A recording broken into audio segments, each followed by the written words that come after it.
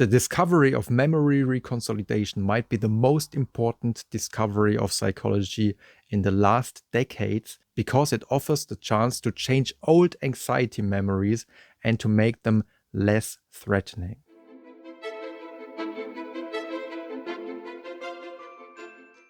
If you want, you can participate in a little self-experiment.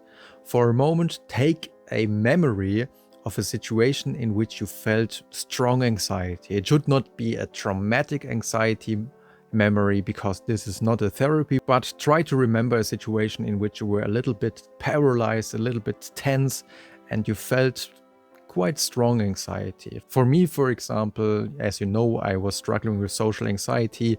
It would be a moment in which the headmaster of our school told me to go on stage in front of the whole school because I was going to be honored for some tennis achievements, and he had the great idea that I should say something to the crowd. And of course I was stuttering, and it was a really bad moment for me. And nowadays I can laugh about it, but at that time it was a really tough moment. So take something like that, take a moment that made you feel anxiety, and then if you have a good representation of that moment in your mind, do the following. Move your eyes very fast from side to side, from left to right and from right to left, and do it quite fast. I know it feels a little bit strange, but do this while you have this memory still in front of your mental eye. You move your eyes from left to right in a quite fast pace and do it for about 30, maybe 50 seconds. If you want, you can stop the video at this point in order to do it for some more seconds. When you're finished, if you want, you can take a deep sigh.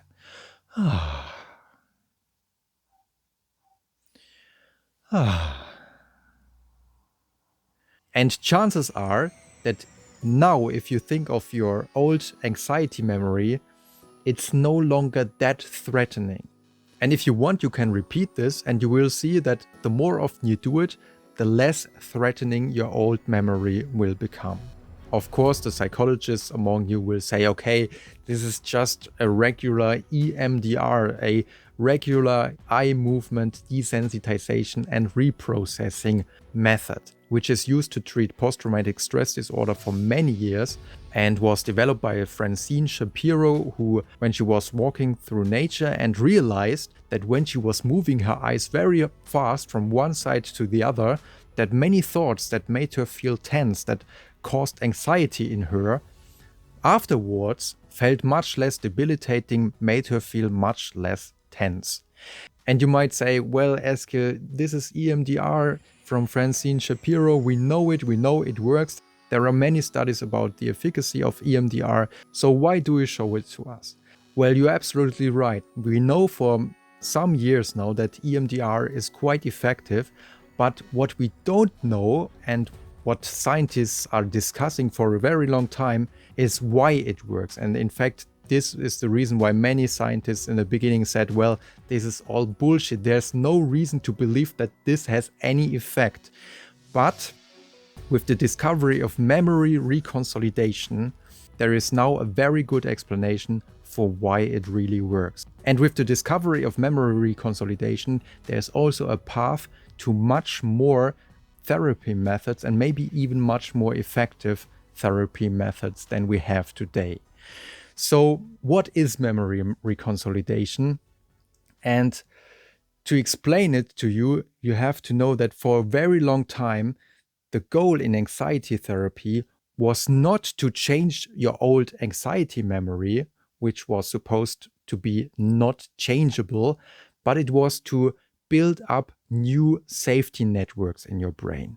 So, for example, via exposure therapy, patients learned that they are able to go through the situations that they were afraid of. For example, giving a public speech, for example, facing a spider, for example, entering an airplane, or going to places in which they experienced panic attacks before. In exposure therapy, they learned that they can go through these situations and they are safe. Nothing will happen to them. Of course, in the beginning, they will feel afraid and it will feel quite threatening, But after a while, they will realize that the anxiety is becoming less and less, it fades out, and indeed they are safe. And by going through these exposures, the safety networks in their brain become stronger and stronger. And the next time when they enter the same situation, a situation in which they usually had anxiety, in which usually the old anxiety network became activated, chances were that now the new safety memories became activated and they no longer felt anxiety, but instead they felt safe. So this was the approach in anxiety therapy for a very long time. We have to create new safety memories which compete with the old anxiety memories, and if we are lucky, the new safety memories win. But the old anxiety memories, those we can't change. But the new discovery was that this is not true. It is possible to change the old anxiety memory. And this is what is meant with memory reconsolidation. And funny enough, there are also other areas in psychology in which could be shown that our memories are quite changeable. Take a look, for example, at the classic study by Loftus and Palmer, published in 1974, in which participants were shown videos of car crashes, and one group was told, well, how fast were the cars when they hit each other? In another condition, they were asked, how fast were the cars when they smashed into each other? And depending on the question, the participants remembered the cars to be driving faster or slower. So for example, on average, when they were asked how fast were the cars when they smashed into each other, on average, they remembered the car to be driving 10.5 kilometers faster than in the other condition. And it became even better because 1 week later, when the participants were asked, well, did you see some broken glass? Which in fact was in none of the videos.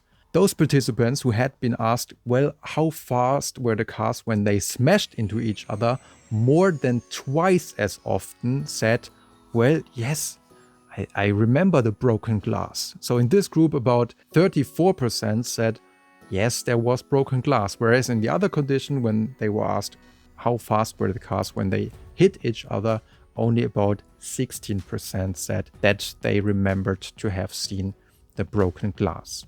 So just by the way the participants were asked, their memory was strongly influenced. And this study was only the beginning of a very long line of research of studies in which could be shown again and again that our memory is not very reliable and that even new memories can be planted in our brains. So for example, some participants were made to believe that as a child they got lost in a mall. Other participants were made to believe that as a child they almost drowned and got rescued by a lifeguard. In another study, participants were made to believe that as a child, they met Bugs Bunny in the Disneyland, which of course is completely impossible because Bugs Bunny belongs to Warner Brothers and therefore you can't meet Bugs Bunny in Disneyland. Other participants were made to believe that they were drinking tea with Prince Charles. And again, other participants could even be made to believe that they committed a crime in their younger days. So the discovery of memory reconsolidation doesn't come completely surprising. Nevertheless, many scientists were surprised how good it actually worked in some studies. Of course, we are still just at the beginning of understanding how it all works and why it works, but some first results are really impressive. For example, take a study by Brunet, published in 2018, in which participants with post-traumatic stress disorder who had experienced war, a car accident, or abuse were asked to write down their traumatic experience from the first-person perspective and as it would be happening right now. But about 60 minutes before the therapy, one group received the medication propranolol, whereas the other group received a placebo pill. And the idea was, and that is the whole idea from memory reconsolidation, that the moment you remember your anxiety memory, it becomes activated and it switches over into a changeable state. So a memory is not something that cannot be changed. It's not like a book that you take off the shelf and you take a look at it, you re-experience what is happening, and you close the book and put it back. This is not how memories seem to work. Instead, it seems to be like you take the book and you open it, and the moment you open it, it seems to be possible to rewrite what is happening. Because the moment we remember something, the memory is going into a state in which it is very dependent from protein synthesis, so it really can be changed in this moment. It seems possible that you can rewrite the pages in the book yourself and then put it back again. But of course you have to do something to make this change possible. Like, for example, and this is what the science found, take propranolol. Because, for example, in this study it could be shown that those participants who had taken propranolol later on, after some more sessions, in which they again took propranolol and they just read what they had written down, after these sessions, in comparison to the placebo control condition, their anxiety level was really much lower. But with this discovery, of course, scientists are now looking for other ways of starting this memory reconsolidation, and one method might be what we did in the beginning, the so-called EMDR, this movement of your eyes from one side to the other. And you can guess why it might work.